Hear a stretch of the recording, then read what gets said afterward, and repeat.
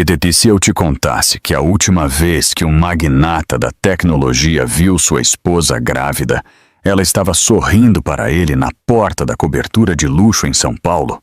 E 9 meses depois, ela voltaria das sombras para implodir todo o seu império e expor uma rede de corrupção que faria o Brasil parar? Esta não é uma ficção barata de novela das 9. É a verdadeira e aterradora saga de Mariana Cruz, uma mulher que descobriu a traição abissal de seu marido, o bilionário da tecnologia Bento Guimarães, e tomou uma decisão de vida ou morte que mudaria o destino de muitos. Ela não simplesmente viajou, ela evaporou.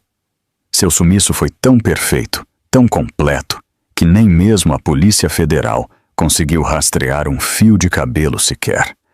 Mas quando ela retornou, não era a vítima frágil e indefesa que Bento esperava. Ela se transformou em algo muito mais letal. Uma mulher com nada mais a perder, com um filho para proteger e tudo para provar. O que se desenrolou durante aqueles 9 meses de exílio e gestação a deixará em choque, e sua vingança final. Ah, essa foi tão meticulosa, tão cirurgicamente executada, que se tornou um manual de como se reerguer da aniquilação. Mas antes de mergulharmos nos detalhes deste épico brasileiro de traição, sobrevivência brutal e triunfo absoluto, preciso do seu voto de confiança. A história de Mariana prova que, às vezes, a força mais inquebrável nasce nos nossos momentos de maior escuridão. Se esta jornada de coragem e justiça tocou seu coração, mostre seu apoio clicando no botão de curtir. Isso faz com que mais pessoas descubram o poder destas histórias reais. Deixe um comentário aqui embaixo e me diga: o que você, no lugar de Mariana, teria feito? Teria a coragem de fingir sua própria morte para poder lutar?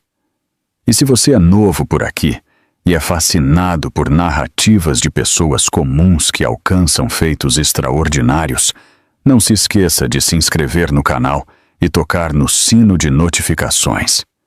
Compartilhamos histórias de superação e justiça como esta toda semana. Confie em mim, você não vai querer perder o próximo capítulo. Até lá, lembre-se sempre, você é mais resiliente do que imagina, mais bravo do que acredita, e capaz de feitos que sequer concebeu. Mariana Cruz estava parada no hall de mármore de sua prisão de ouro no Morumbi, em São Paulo, uma cobertura avaliada em mais de 100 milhões de dólares.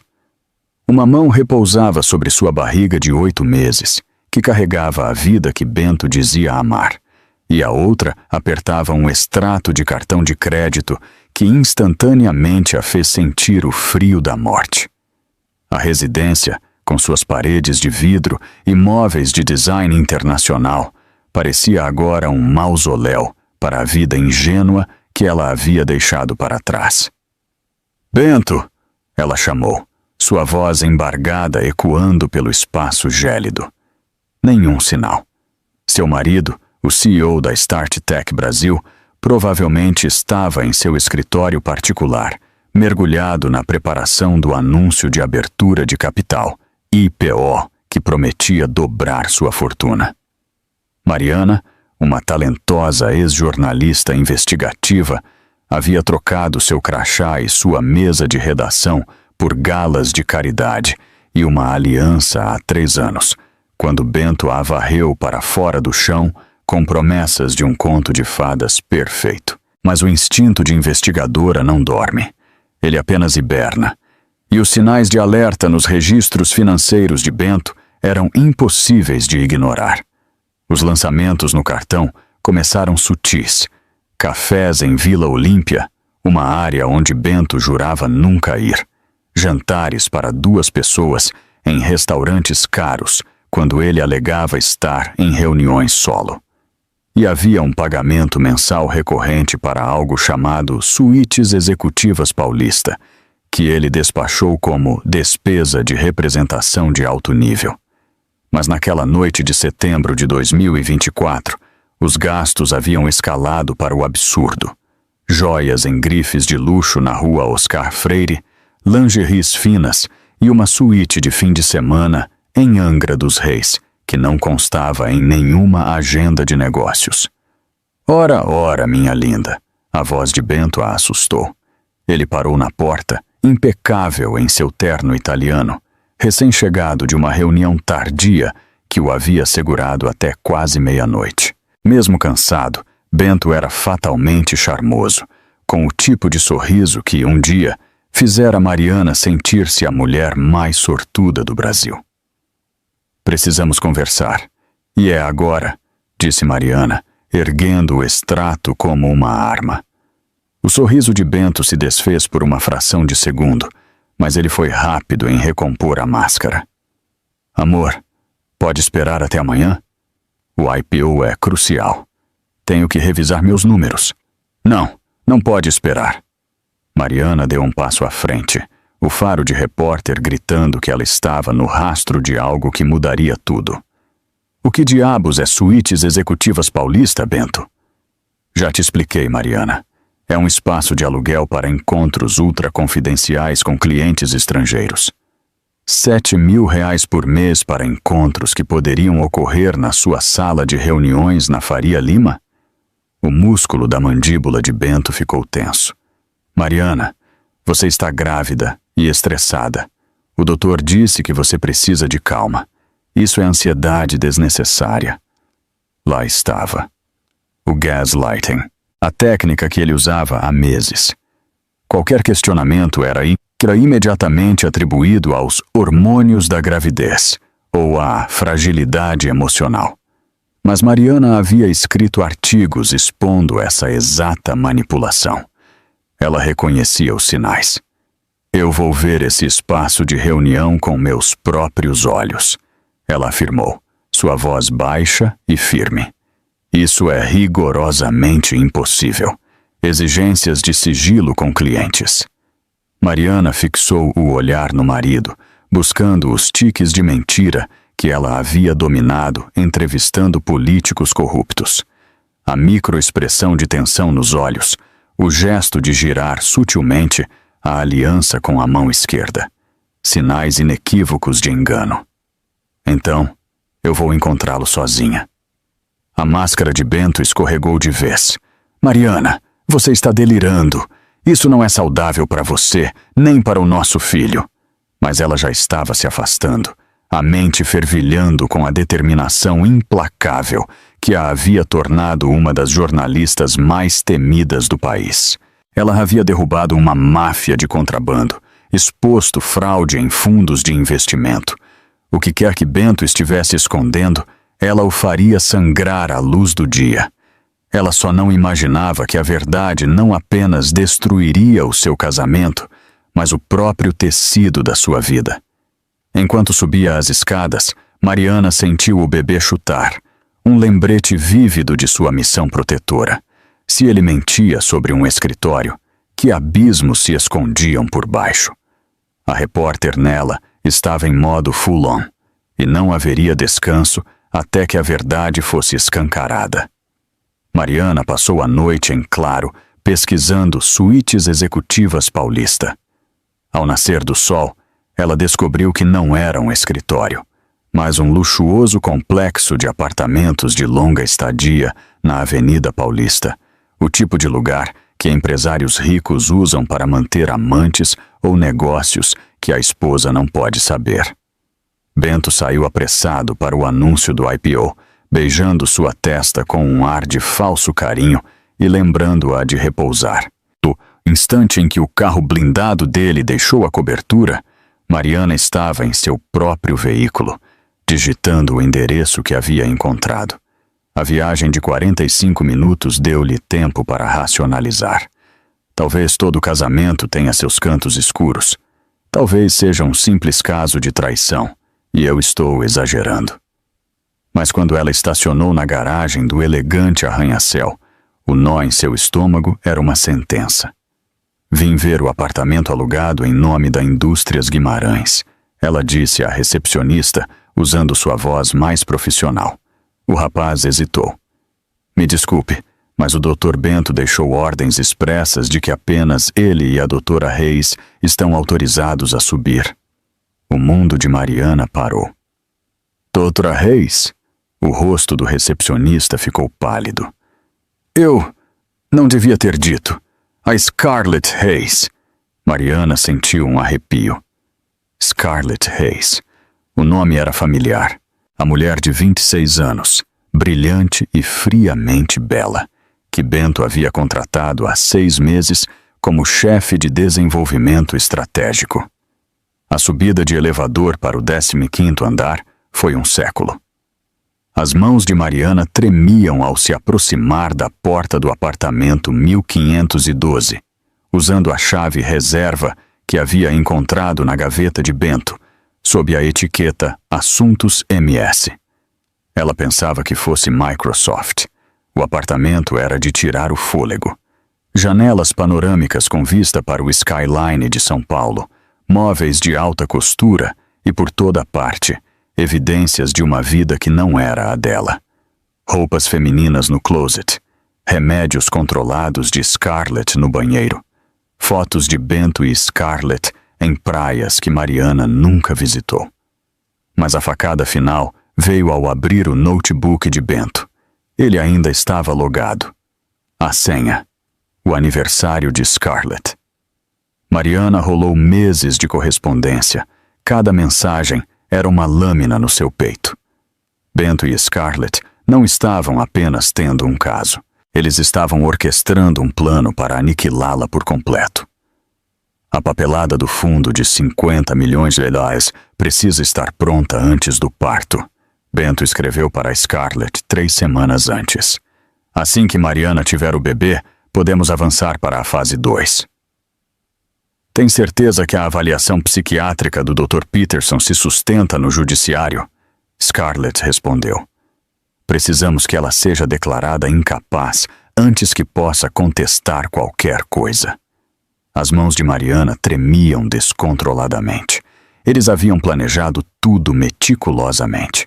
Bento casou-se com ela apenas para ter acesso à herança da avó, um fundo fiduciário que seria transferido para o filho apenas se Mariana morresse ou fosse declarada mentalmente incapaz. O som da chave girando na porta fez o sangue de Mariana congelar nas veias. Ela fechou o notebook e se escondeu desesperadamente. Vozes se aproximaram. O IPO foi um sucesso estrondoso, amor, Bento dizia. Até o fim da semana, valeremos o dobro. E Mariana? A voz de Scarlett estava próxima. A gravidez a deixou tão descontrolada e paranoica. Vai ser a coisa mais fácil do mundo convencer a todos de que ela teve um surto. Mariana se espremeu contra a parede atrás da ilha da cozinha, mal ousando respirar. Ainda acho que estamos apressando as coisas, disse Scarlett. Não podemos esperar mais, Scarlett. O fundo é transferido no momento que o bebê nascer, se não a internarmos antes disso. Eu sei. O juiz Roberto Lima já está avisado, e o Dr. Carlos Peterson vai assinar o laudo. Mariana observou, em horror paralisante, Bento puxar Scarlett para um beijo de posse.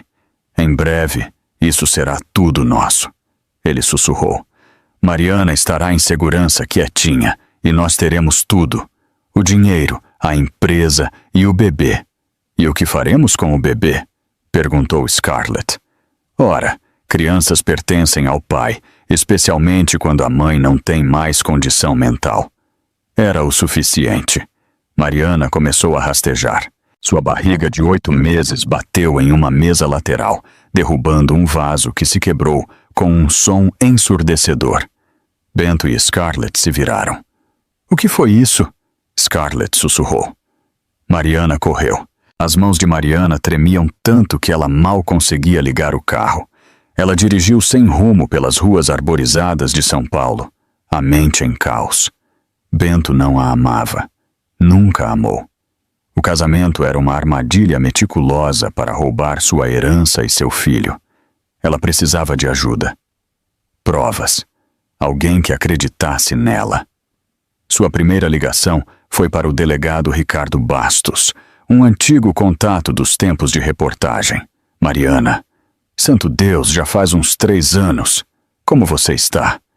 Ricardo, preciso da sua ajuda. Acho que meu marido está planejando me internar à força para roubar meu fundo fiduciário e meu filho. Um silêncio pesado. Mariana, isso é uma acusação gravíssima. Você está bem? Sua voz está estranha. Até Ricardo achava que ela estava enlouquecendo. Mariana forçou-se a falar com a calma de uma repórter que apresenta um furo. Tenho provas, extratos, e-mails, gravações. Você pode me encontrar em um lugar discreto? Eles combinaram de se encontrar em uma padaria no bairro do Bexiga, longe de qualquer lugar que Bento pudesse monitorá-la. Durante a viagem, ela tentou organizar as evidências, mas quando chegou à padaria, Ricardo não estava sozinho. Ele estava sentado com o Dr. Carlos Peterson, o psiquiatra que Bento havia mencionado. O sangue de Mariana virou gelo. Ricardo a havia traído. A armadilha estava armada. Mariana, disse o Dr. Peterson, com uma voz falsamente doce. Bento está muito preocupado com você.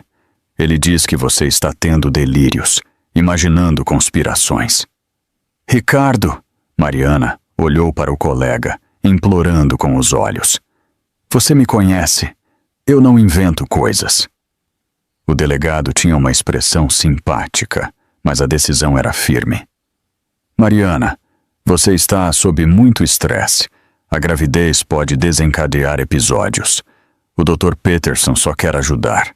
Com clareza cristalina, Mariana percebeu que o alcance de Bento era muito maior do que ela imaginava. Quantas pessoas estavam no bolso dele? Ela se levantou e caminhou rapidamente para a saída, mas o Dr. Peterson a seguiu. Mariana, por favor, não torne isso mais difícil.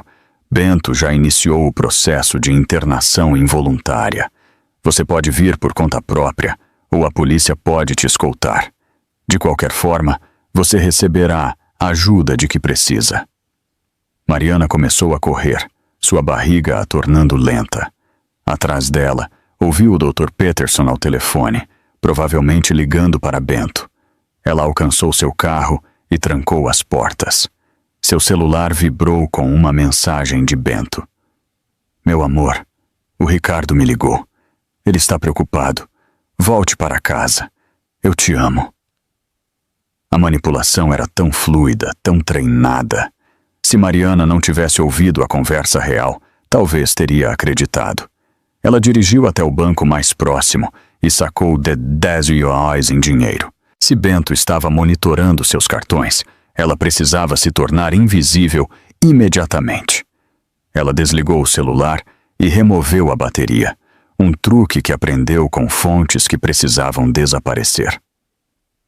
À noite, Mariana fez check-in em um motel de beira de estrada no interior de São Paulo, pagando em dinheiro e evitando as câmeras de segurança. Usou o Wi-Fi do motel para pesquisar sobre internações psiquiátricas involuntárias no Brasil. O que descobriu a aterrorizou. Com as conexões certas, Bento poderia mantê-la internada por até 72 horas para avaliação. Se o Dr. Peterson a declarasse doente mental, a internação poderia ser estendida indefinidamente. Uma vez presa no sistema, lutar seria quase impossível, ainda mais grávida. Mariana passou a noite documentando cada detalhe. Datas, horários, conversas, registros financeiros. Se algo acontecesse com ela, talvez alguém, um dia, juntasse as peças da verdade. Ao amanhecer, seus piores medos se materializaram. Pela janela do motel, ela viu viaturas da polícia entrando no estacionamento. Alguém a havia rastreado. Mariana agarrou suas anotações e o dinheiro, escorregou pela janela do banheiro e sumiu na manhã fria do interior. A caçada havia começado. A liberdade de Mariana durou exatamente 18 horas. Ela foi capturada em um posto de gasolina na rodovia Anhanguera, identificada por um sistema de reconhecimento facial das câmeras de segurança. Os policiais que a prenderam foram firmes, tratando-a como uma fugitiva desorientada. Senhora Guimarães, seu marido está desesperado, disse a policial Antunes, enquanto ela estava no banco de trás da viatura. A senhora está desaparecida e há 2 dias. Ele diz que está tendo episódios psicóticos.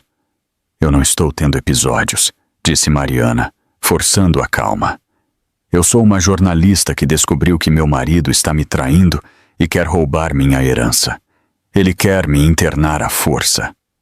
A policial Antunes trocou um olhar significativo com seu parceiro pelo retrovisor. O olhar que dizia: sim, definitivamente louca. O Hospital Psiquiátrico Santa Luzia, no interior paulista, parecia mais um spa de luxo do que um manicômio. Gramados impecáveis, fontes, prédios projetados para acalmar os ricos, não para intimidar. O Dr. Peterson estava esperando por ela na admissão, junto com Bento, que correu para ela com uma atuação de preocupação perfeita. Mariana, graças a Deus você está segura, ele disse, tentando segurar suas mãos.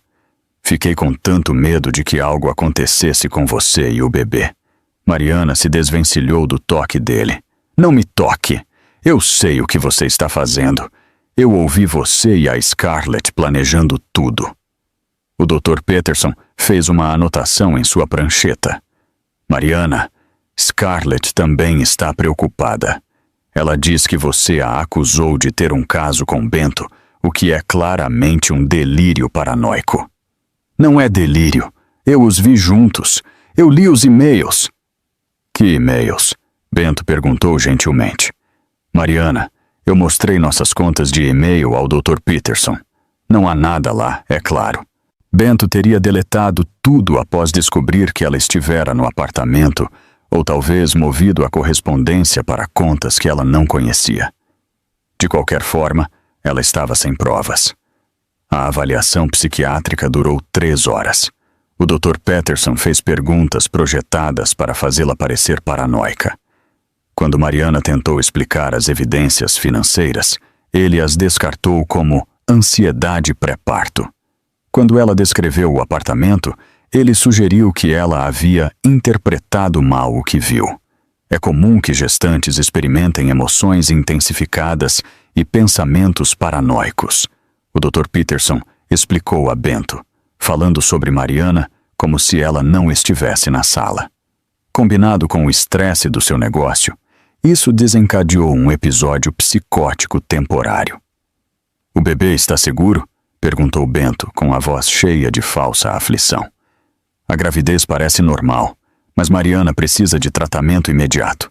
Estou recomendando 72 horas de contenção para a avaliação, possivelmente estendendo para a internação até o parto. O mundo de Mariana desabou. Ela estava presa em um sistema que era usado como arma contra ela. Todo protesto seria visto como prova de sua doença. Toda evidência seria descartada como delírio. Eu quero um advogado, ela disse. Claro, respondeu o Dr. Peterson. Mas primeiro, vamos acomodá-la em seu quarto. Você precisa descansar. O quarto era uma cela com paredes estofadas. Mariana sentou-se na cama estreita, a mão na barriga, pensando furiosamente. Bento havia planejado isso perfeitamente. Ele a isolou dos amigos durante o casamento, incentivando-a a focar na vida a 2. Sua família morava no Nordeste e mal conhecia Bento. Quem acreditaria na história dela? Mas Mariana não passou anos como jornalista investigativa sem aprender a pensar estrategicamente. Se Bento queria jogar, ela jogaria melhor. Naquela noite, ela conheceu a doutora Eliana Vasconcelos, uma psiquiatra da equipe que trabalhava no turno noturno. A doutora Eliana era diferente do Dr. Peterson, fazendo perguntas incisivas que sugeriam que ela estava, de fato, ouvindo. Me conte sobre sua carreira de jornalista, disse a doutora Eliana durante a sessão. Mariana foi cautelosa, mas algo na postura da médica a encorajou. Ela falou sobre suas investigações, seus métodos, seu faro para detectar o engano. Essas habilidades não desaparecem na gravidez, observou a doutora Eliana. Se alguma coisa, o instinto de proteção é aguçado. Pela primeira vez em dias, Mariana sentiu que alguém poderia acreditar nela. Doutora Eliana, eu sei como isso soa, mas eu não sou paranoica. Eu sou uma investigadora treinada que descobriu uma conspiração contra mim. Meu marido está tentando roubar minha herança e meu filho. A doutora Eliana se inclinou para a frente. Mariana, o que você diria se eu lhe dissesse que você não é a primeira mulher a ser trazida para cá sob circunstâncias semelhantes? A esperança acendeu no peito de Mariana. O que quer dizer? Quero dizer que, às vezes, o sistema que deveria proteger os vulneráveis é corrompido e que pessoas como eu precisam encontrar formas criativas de realmente protegê-las. Mariana havia encontrado uma aliada improvável. Mas antes que a doutora Eliana pudesse explicar, as luzes se apagaram, a iluminação de emergência acendeu e alarmes começaram a tocar por toda a instalação. O que está acontecendo? Perguntou Mariana. A doutora Eliana já estava correndo para a porta. Seu marido acabou de cometer um erro muito grande. O alarme de incêndio não era um defeito. Era o sinal da doutora Eliana para uma rede subterrânea de profissionais que tentavam e ajudavam mulheres a escapar de situações de abuso quando o sistema legal falhava. Mariana descobriu isso enquanto era guiada por um túnel de manutenção sob o Hospital Santa Luzia, ainda vestindo o avental hospitalar. Temos cerca de 20 minutos antes que descubram sua fuga, disse a doutora Eliana enquanto saíam em uma garagem a 3 quarteirões de distância. Bento alegará que você teve um surto psicótico e fugiu. Toda a polícia de São Paulo estará procurando por uma grávida perigosa e mentalmente instável. Uma van as esperava, dirigida por uma mulher que Mariana reconheceu como uma das enfermeiras do turno da noite. Dentro havia outras 3 mulheres, todas com histórias semelhantes às de Mariana. Maridos ricos que usaram o sistema contra elas, filhos levados, fortunas roubadas. A rede tem casas de segurança espalhadas pelo Brasil, explicou a doutora Eliana enquanto dirigiam. Vamos te levar para um lugar onde Bento não possa te achar, ajudar você a ter o bebê em segurança e então descobrir como você vai recuperar sua vida. Mariana deveria sentir alívio, mas só sentia medo. Bento vai usar essa fuga como prova de que estou louca. Ele dirá que sou um perigo para o bebê. Provavelmente, concordou a doutora Eliana, mas pelo menos você estará livre para revidar. A casa de segurança era um sítio no interior de Minas Gerais, cercado por montanhas e florestas. A mulher que o administrava, Sônia Castro, era uma ex-juíza de varas de família que perdeu o cargo por se recusar a compactuar com práticas corruptas. Bento Guimarães, disse Sônia quando ouviu a história de Mariana. Estamos monitorando ele há meses. Você não é a primeira vítima. Mariana sentiu-se enjoada. Houve outras? 3 que sabemos. Mulheres ricas que acabaram em hospitais psiquiátricos ou mortas sob circunstâncias suspeitas. Bento sempre saía com o controle total dos bens delas. Como ele consegue? Perguntou Mariana, esmagada pela dimensão do golpe. Dinheiro, conexões e um sistema que foi desenhado para acreditar nos homens e não nas mulheres, disse Sônia, diretamente. Mas você tem algo que as outras não tinham. Você é uma jornalista investigativa treinada. Você sabe montar um dossiê. Pelas 2 semanas seguintes, Mariana trabalhou incansavelmente, apesar da gravidez avançada. Ela usou computadores criptografados para pesquisar o histórico de Bento, seus negócios, suas conexões com o Dr. Peterson e o juiz Roberto Lima. O que ela descobriu foi uma teia de corrupção que alcançava os mais altos escalões do sistema legal e médico.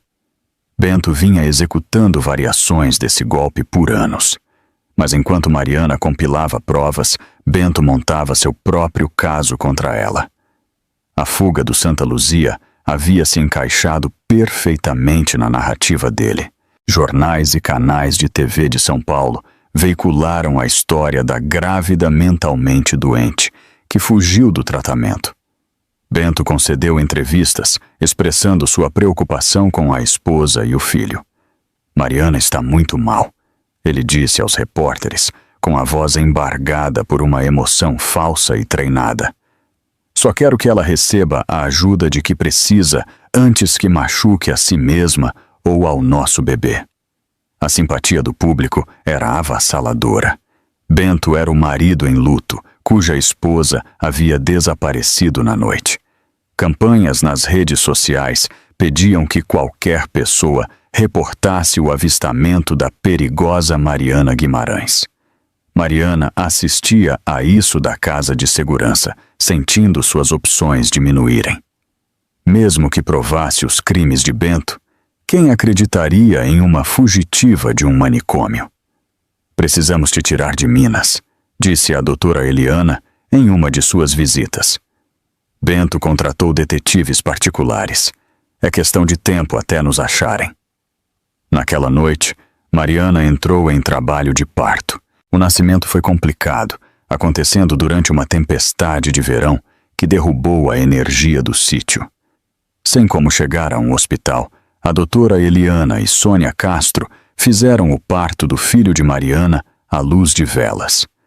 Quando Mariana segurou o bebê pela primeira vez, ela o chamou de justiça. Era uma promessa, ela decidiu.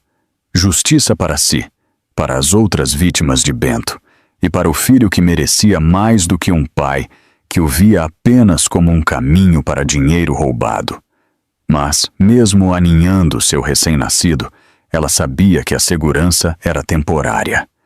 Bento jamais pararia a caçada, e a próxima fase do plano dele já estava em movimento. 3 dias após o nascimento de Justiça, Sônia Castro invadiu o quarto de Mariana com notícias devastadoras. Bento entrou com um pedido para te declarar legalmente morta, disse ela. Ele está alegando que sua doença mental levou ao suicídio e está pedindo a custódia total do bebê como o único pai sobrevivente. Mariana sentiu o chão ceder. Bento não estava apenas tentando controlá-la, ele estava tentando apagá-la. Quanto tempo nós temos? Mariana perguntou. A audiência está marcada para a próxima semana. Se Bento convencer um juiz de que você está morta, ele terá tudo. Seu fundo fiduciário, a guarda legal de justiça e liberdade total para sumir com os dois. Mariana olhou para o filho adormecido e tomou uma decisão que mudaria tudo. Então é hora de Mariana Guimarães realmente desaparecer. O plano de Mariana era audacioso e perigoso.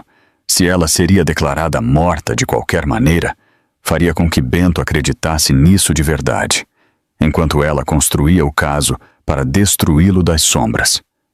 Trabalhando com a doutora Eliana e a rede subterrânea, Mariana encenou a própria morte com a precisão de uma operação militar. Eles escolheram um trecho remoto da Serra do Mar, no litoral de São Paulo, onde os penhascos caíam direto para o oceano. O carro abandonado de Mariana foi posicionado perto de um guarda-corpo destruído, sugerindo que ela o havia rompido durante a tempestade.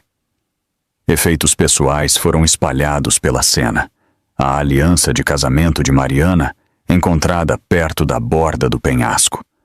Sua bolsa, descoberta nas rochas abaixo. Provas suficientes para sugerir suicídio sem fornecer um corpo que pudesse contradizer a história. Adoradora. Eliana usou suas conexões médicas para criar um perfil psicológico crível que apoiava a narrativa do suicídio. Uma mulher com depressão pós-parto, sobrecarregada pela culpa de seus delírios sobre o marido amoroso. A cobertura da mídia foi exatamente o que Bento precisava. Fim trágico para a busca por grávida desaparecida, diziam as manchetes do Jornal Nacional. Mariana assistia às reportagens de uma casa de segurança no Paraná, segurando justiça e sentindo uma estranha liberdade. Mariana Guimarães estava morta. Agora, ela poderia se tornar outra pessoa. A atuação de Bento no memorial foi digna de um Oscar. Ele soluçou convincentemente enquanto falava sobre perder o amor de sua vida e seu filho não nascido. Scarlett estava ao seu lado, fazendo o papel de sócia solidária. Mariana era a luz mais brilhante do meu mundo, Bento disse à multidão de amigos que mal a conheciam. Sua doença a tirou de nós, mas honrarei sua memória construindo o futuro que sonhamos. Em uma semana, Bento solicitou ao tribunal o controle do fundo fiduciário de Mariana como viúvo. O juiz Roberto Lima, ainda no bolso de Bento, acelerou os procedimentos.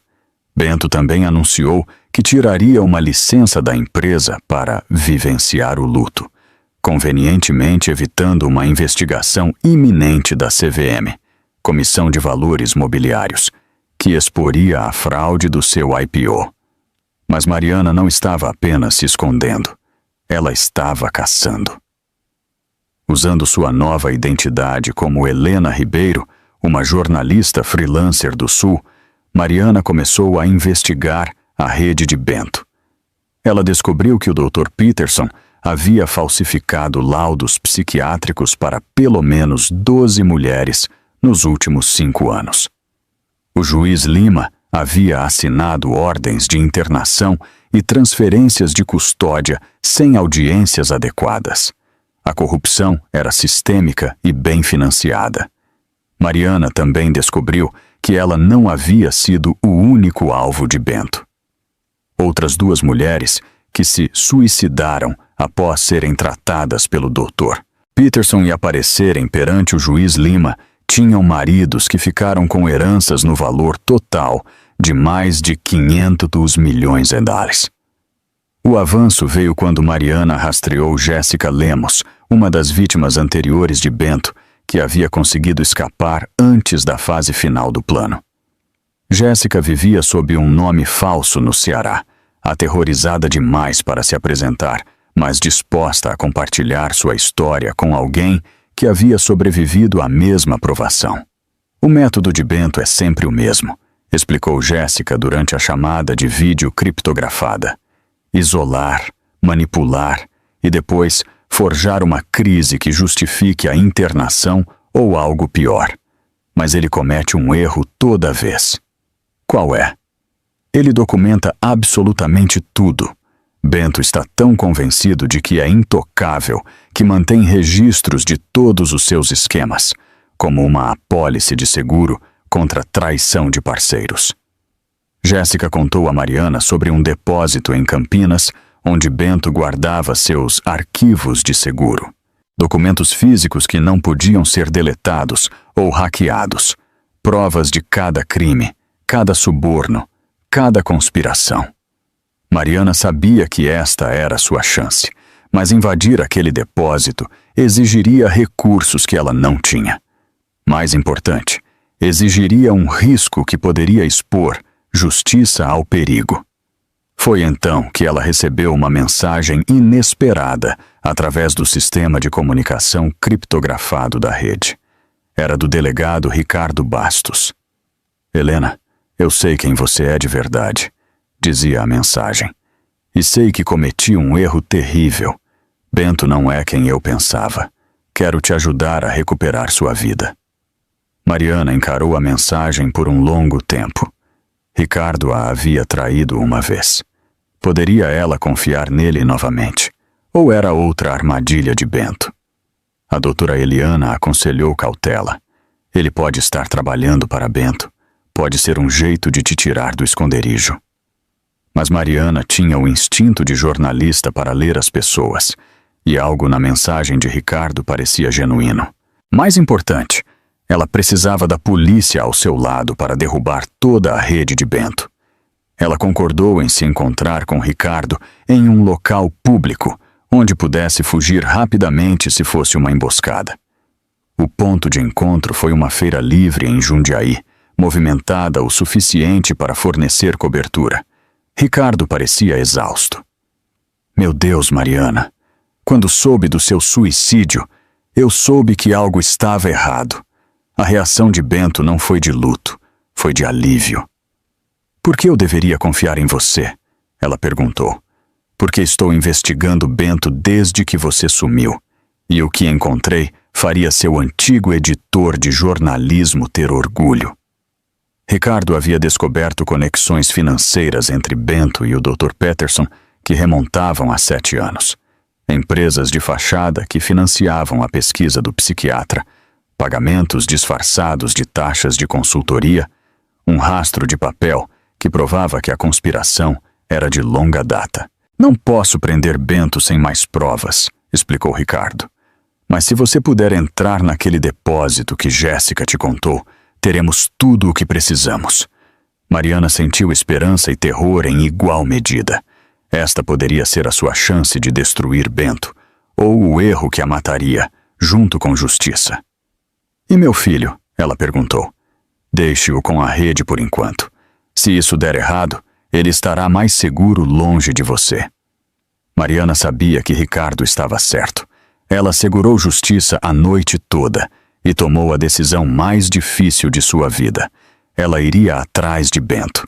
Invadir o depósito de Bento exigiu precisão militar e a disposição de cometer múltiplos crimes. Mariana passou semanas estudando a segurança da instalação, as rondas dos seguranças e os pontos cegos das câmeras. Ela praticou abrir fechaduras e estudou os sistemas elétricos. O plano foi marcado para uma terça-feira à noite, quando o local estaria minimamente ocupado. Ricardo criaria uma distração, investigando um veículo suspeito no estacionamento, afastando o guarda da sala de monitores. Mariana teria exatamente 12 minutos para entrar, fotografar os documentos de Bento e sair. Mas enquanto Mariana se agachava nas sombras do lado de fora do galpão de armazenamento central, observando Ricardo se aproximar da guarita, seu celular vibrou com uma mensagem que mudou tudo. "Estamos com seu filho", dizia o texto. "Depósito 247. Venha sozinha, ou o bebê morre." O sangue de Mariana congelou. A mensagem veio do número de Bento. Ele havia encontrado justiça na casa de segurança. A rede que a protegera por meses havia sido comprometida. Por um momento, Mariana pensou em fugir. Bento já a queria morta. Se ela desaparecesse de vez, talvez ele deixasse justiça em paz, o criaria como seu próprio filho. Mas Mariana o conhecia muito bem. Seu filho era apenas mais um ativo a ser explorado. Mariana enviou uma mensagem de texto para Ricardo. "Abortar é uma armadilha." Em seguida, ela entrou no depósito pela porta da frente. O guarda mal olhou para cima enquanto Mariana assinava o registro usando credenciais falsas. Bento havia lhe ensinado que a melhor maneira de ser invisível é agir como se você pertencesse àquele lugar. Ela caminhou calmamente até o depósito 247, o coração batendo na garganta a cada passo. A porta da unidade estava ligeiramente aberta. Mariana podia ouvir Justiça chorando lá dentro. "Olá, Mariana." Bento saiu das sombras, segurando Justiça nos braços. "Ou devo dizer, Helena, criativo. Quase não te reconheci com o cabelo curto." Mariana forçou-se a manter a calma. Bento se alimentava do medo. "Deixe-me segurar meu filho", ela disse, baixinho. "Nosso filho", corrigiu Bento. "E acho que não é uma boa ideia. Você está morta. Lembre-se, uma morta não pode pedir a guarda." Mariana podia ver Scarlett ao fundo, junto com 2 homens que ela não reconheceu. Bento trouxe reforço, o que significava que ele a estava levando a sério como ameaça. "O que você quer?" perguntou Mariana. "Eu quero que você desapareça de verdade desta vez. Nada de redes, nada de identidades falsas. Você vai sair daqui esta noite e nunca mais entrar em contato com nosso filho." "E se eu recusar?" O sorriso de Bento era frio.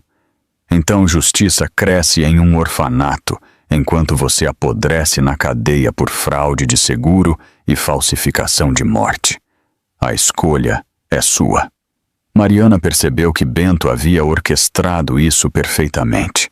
Ele a usou como isca, mas também criou um cenário onde ela não podia vencer.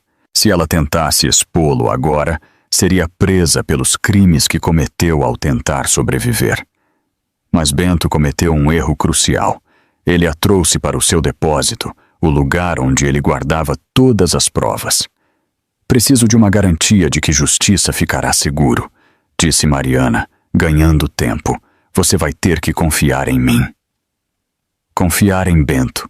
Deixe-me ao menos me despedir dele, ela disse. Bento hesitou, depois se aproximou.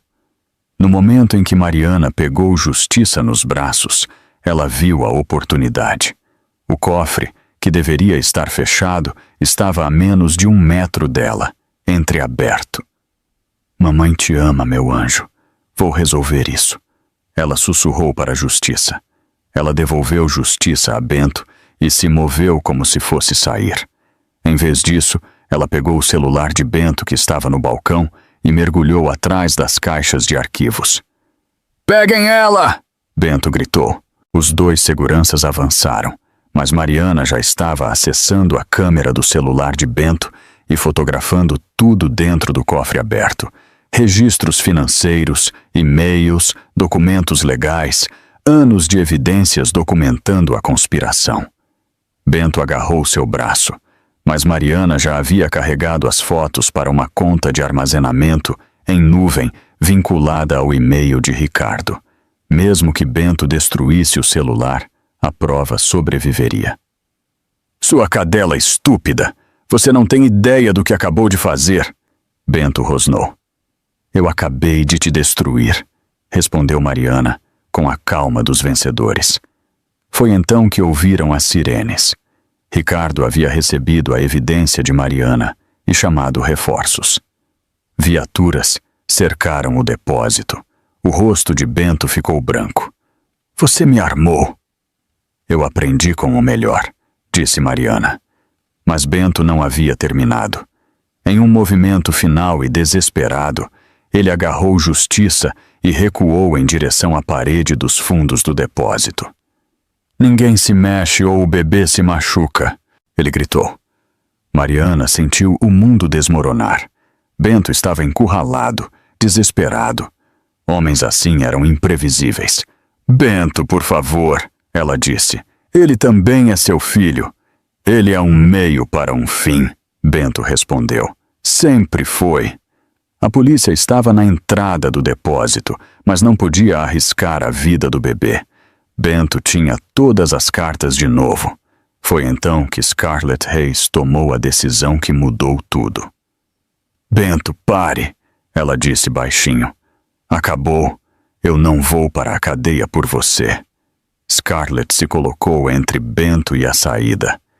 Deu o bebê para a Mariana. Bento olhou para sua ex-parceira em choque. Você está me traindo depois de tudo o que planejamos? Eu aceitei roubar dinheiro, não ferir crianças.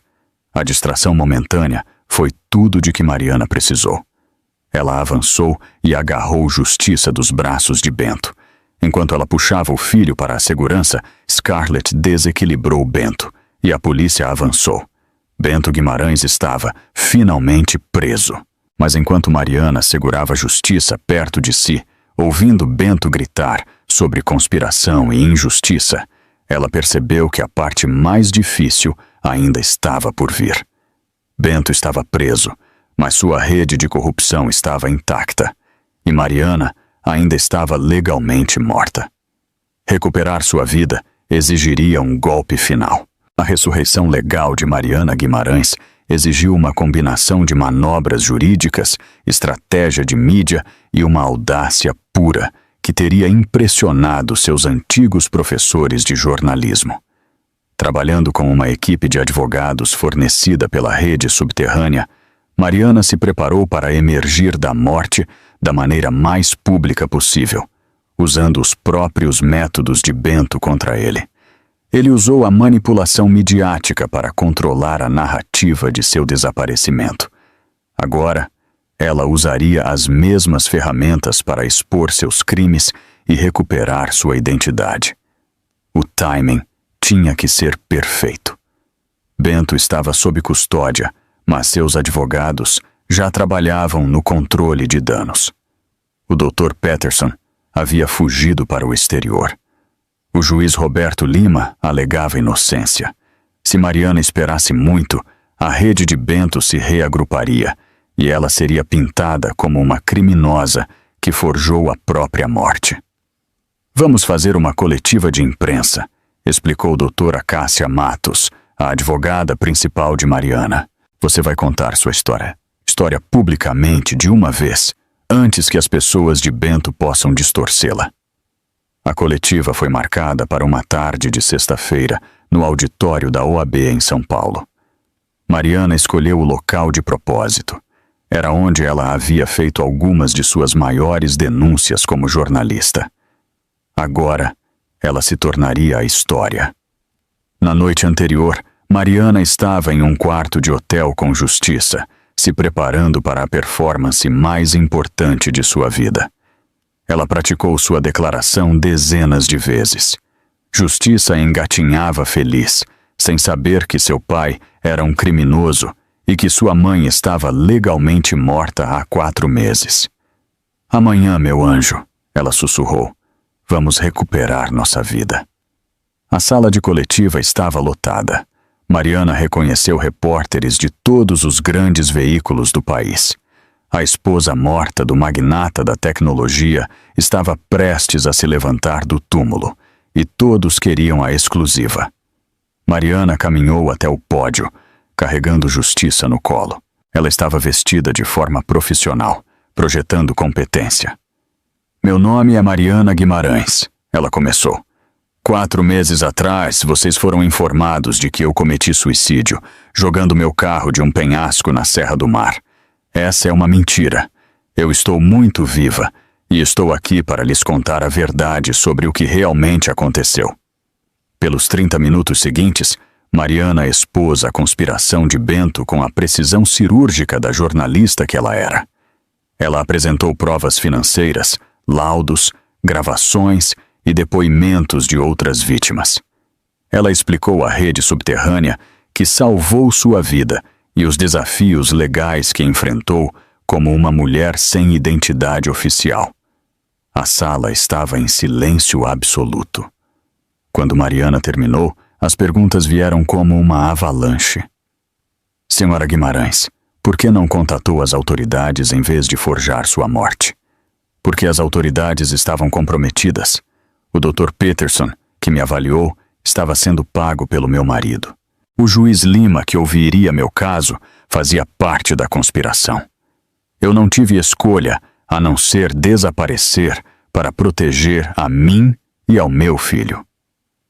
Como a senhora responde às acusações de que cometeu fraude ao forjar sua morte? Eu não cometi fraude. Não peguei dinheiro de seguro, não fiz alegações falsas. Eu simplesmente desapareci para sobreviver a uma conspiração para me roubar e tomar meu filho. A pergunta mais importante veio de Sofia Dias, uma repórter do Estadão que havia coberto várias matérias de Mariana anos antes. Mariana, o que a senhora quer que as pessoas entendam sobre o que aconteceu? Mariana olhou diretamente para as câmeras, sabendo que Bento estaria assistindo de sua cela. Eu quero que as pessoas entendam que o sistema feito para proteger os vulneráveis pode ser corrompido, que homens ricos e conectados podem fazer mulheres inocentes desaparecerem, e que, às vezes, a única forma de obter justiça é estar disposta a sacrificar tudo, inclusive a própria identidade, para expor a verdade. A coletiva foi transmitida ao vivo, em poucas horas. Justiça para Mariana era trending topic no Twitter. A foto de Bento algemado era compartilhada ao lado das imagens de luxo, criando um contraste perfeito a favor de Mariana. Mas a vitória real veio naquela noite, quando Mariana recebeu uma ligação da promotora de justiça, Fernanda Dantas. Senhora Guimarães, revisei as provas que a senhora forneceu. Estamos preparadas para oferecer imunidade total em troca de sua cooperação na acusação, não apenas de seu marido, mas de toda a rede dele. Mariana fechou os olhos. A tensão de anos a deixou. E meu filho? Guarda total, retroativa ao nascimento. Bento Guimarães jamais terá direitos legais sobre essa criança. Naquela noite, Mariana segurou Justiça no colo e ligou para a doutora Eliana. Acabou, ela disse. Nós vencemos. Não, respondeu a doutora Eliana. Você venceu e salvou muitas outras mulheres no processo. Mariana olhou para o filho. Ele estava mastigando um brinquedo e sorrindo para ela. O que você acha, Justiça? Pronto para começar nossa vida de verdade. O julgamento de Bento Guimarães tornou-se a sensação midiática do ano, apelidado de O Caso da Esposa Desaparecida. Mariana testemunhou por 3 dias, guiando o júri pela conspiração de Bento com a precisão metodológica de uma perita. A defesa de Bento tentou todas as táticas. Pintaram Mariana como uma mulher mentalmente instável que teve um surto. Alegaram que Bento era a vítima real, um marido amoroso traumatizado. Nada funcionou.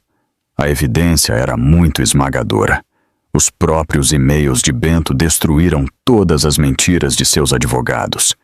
Mas Bento guardou seu movimento mais devastador para o final. No último dia de depoimento, o advogado de Bento chamou uma testemunha inesperada.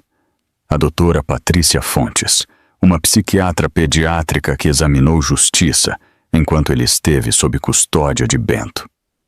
Doutora Fontes, disse o advogado. Em sua opinião profissional, Justiça Guimarães está seguro com a mãe? O sangue de Mariana gelou. Com base na minha avaliação, disse a doutora Fontes, tenho sérias preocupações sobre a aptidão de Mariana Guimarães como mãe. Sua decisão de forjar a própria morte e expor seu filho a um estilo de vida instável demonstra potencial doença mental e mau julgamento. Mariana viu os rostos dos jurados mudarem. Mesmo que Bento fosse culpado, o advogado plantou a dúvida sobre o caráter de Mariana. Se ela não pudesse fornecer um lar estável, talvez os crimes de Bento fossem secundários ao bem-estar da criança? A doutora Cássia Matos, advogada de Mariana, revidou. Doutora Fontes, a senhora está ciente de que Mariana Guimarães estava fugindo de uma conspiração para sequestrar seu filho e roubar sua herança? Eu entendo que essa é a alegação dela. E a senhora está ciente de que essa conspiração foi provada por registros financeiros, gravações e depoimentos de múltiplas testemunhas? Estou ciente das alegações. Então, na sua opinião profissional, uma mãe que toma medidas extraordinárias para proteger seu filho do sequestro é mentalmente inapta? Mais prejudicial do que deixá-lo com um pai que planejou roubar sua herança e possivelmente matar sua mãe? A doutora Fontes hesitou.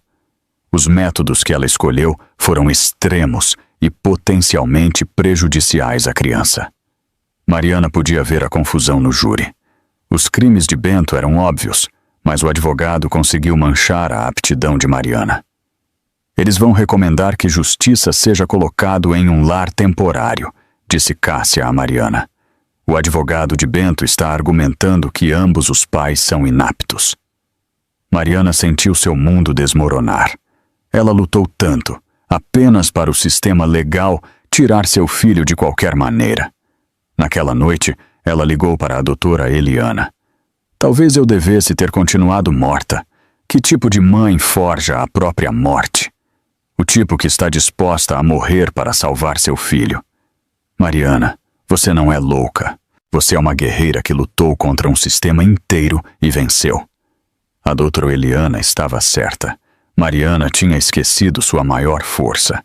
Ela não era apenas vítima ou mãe. Ela era uma jornalista investigativa e ainda tinha uma história para contar. Mariana passou a noite pesquisando a doutora Patrícia Fontes. Pela manhã, ela descobriu que a psiquiatra tinha conexões financeiras com as mesmas empresas de fachada que financiaram o Dr. Peterson. A rede de corrupção de Bento era maior do que se pensava. quando o tribunal se reuniu. Mariana passou um bilhete para Cássia. A advogada o leu, sorriu e solicitou permissão para chamar a doutora Fontes novamente. Doutora Fontes, disse Cássia, a senhora está familiarizada com a Fundação Médica do Atlântico? A expressão confiante da psiquiatra vacilou. Sim, é uma fundação de pesquisa. Uma fundação que pagou à senhora mais de 500 mil em consultoria nos últimos 3 anos.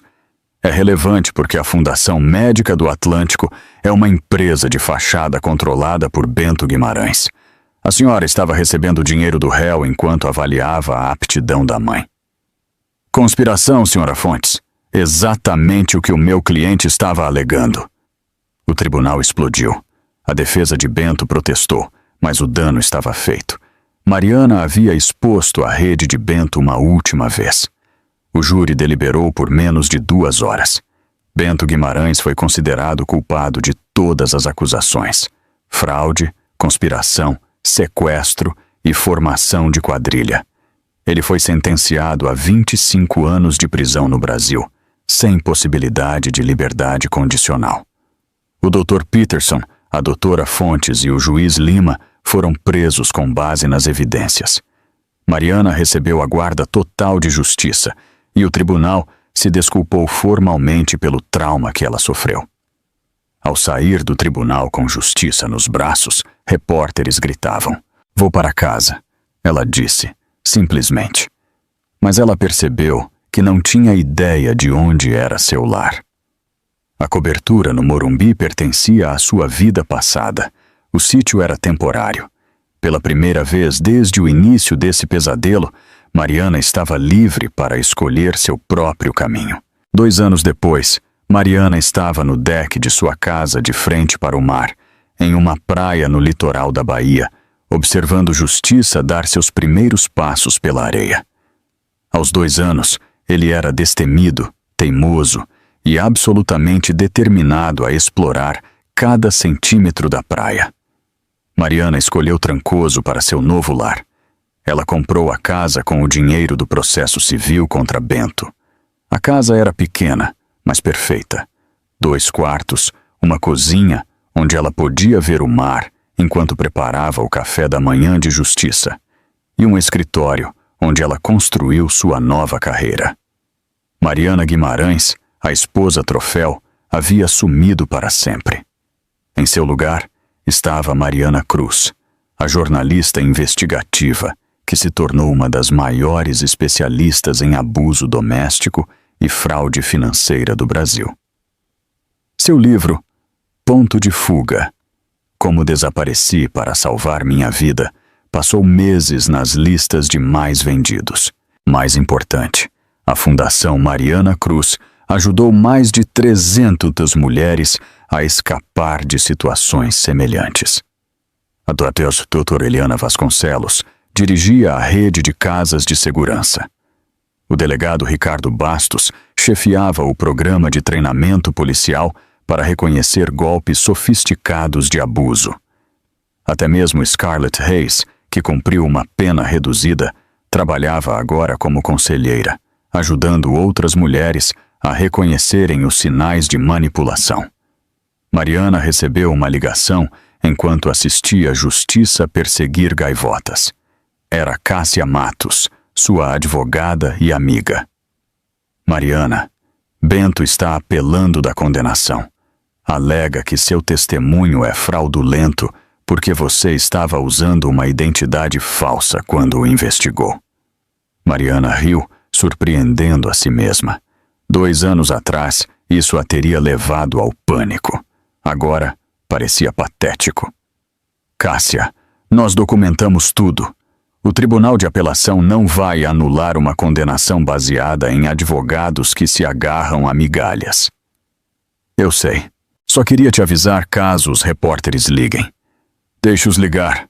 Eu não me escondo mais. Naquela noite, depois que Justiça adormeceu, Mariana sentou-se em seu computador, trabalhando em seu 2º livro. Recebeu um e-mail. O assunto a fez sorrir. Oportunidade de palestra, Faculdade de Direito da USP. A USP queria que Mariana fizesse a palestra principal em seu simpósio sobre violência doméstica e abuso financeiro. O convite era assinado pela diretora Patrícia Lima. Patrícia Lima, que havia reconstruído sua carreira após cumprir pena por corrupção judicial. Mariana encarou o e-mail. A primeira coisa foi deletá-lo, mas então ela pensou nos estudantes de direito, nos jovens promotores, nos futuros juízes que estariam presentes. Ela começou a digitar sua resposta. Diretora Lima, aceito seu convite. No entanto, tenho uma condição. Quero abordar não apenas os aspectos legais do abuso, mas as falhas institucionais que o permitem. Quero falar sobre juízes que assinam ordens sem audiências, médicos que forjam laudos por dinheiro e policiais que descartam as preocupações das mulheres como histeria. Se a senhora estiver disposta a me deixar contar essa história, eu estarei lá. A resposta veio em 1 hora. Senhora Cruz, é exatamente a conversa que precisamos ter. Mariana fechou o notebook e foi para o deck. A noite na Bahia era magnífica, com as estrelas refletindo na água e o som rítmico das ondas criando uma sinfonia natural. Ela havia aprendido que, às vezes, a única maneira de se salvar é estar disposta a perder tudo.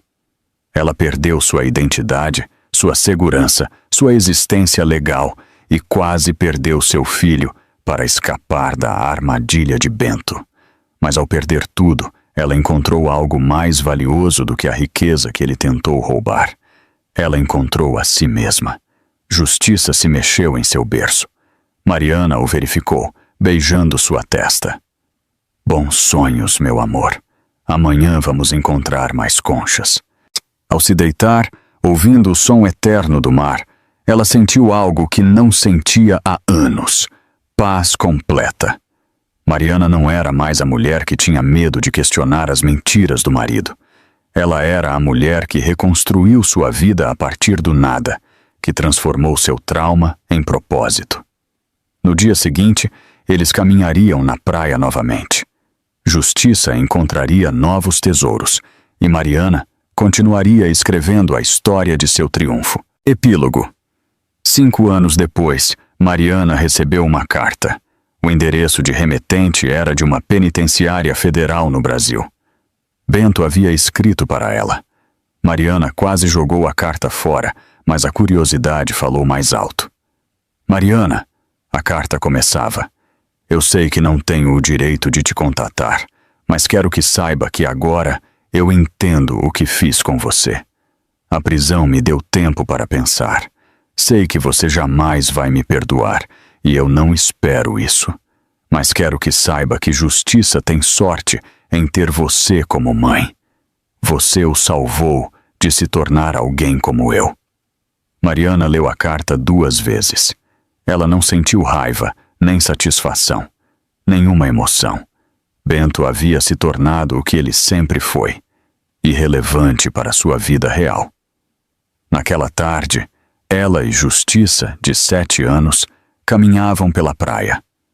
Justiça era tudo o que Bento não era: honesto, gentil e curioso. Mãe, disse Justiça enquanto chegavam à sua piscina natural favorita, conta de novo sobre a vez que você desapareceu.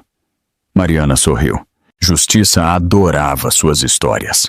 Era uma vez, começou Mariana, uma mulher que pensava estar presa.